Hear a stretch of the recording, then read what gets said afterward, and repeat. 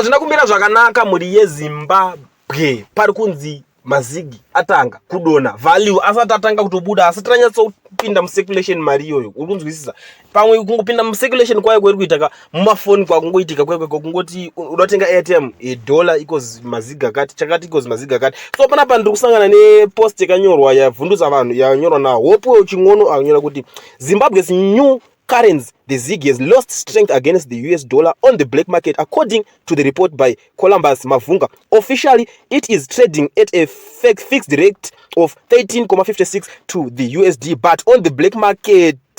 is now trading at 20.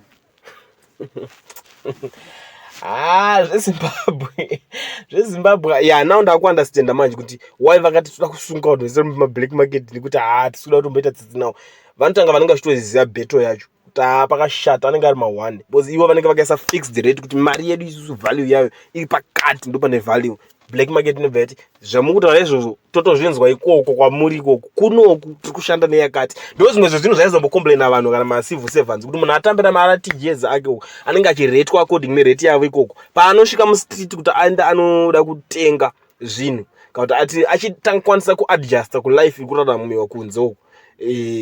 black market inenge ichitomudzawo zvayo ndopaipo kuti zviri munhu anozosara unoti hai mari ndikutotambira itoti $70 ke but ukopa rate paunenge wapuwa unenge watopuwa rate kana ichitonzi iwo uri kutotambira kana 2 kana 250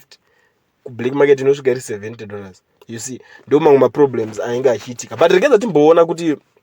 ndekupi kuchawira tsvimbo nedohwe chichi chaitika panapa pakuzolonjwa kwemari kwacho nekuti vatopromisa kuti vakomana vacho vari kuita chimani chenja ma1 enyu akatotangidza but panapa according to Hope Ching'ono ari kuti zvoni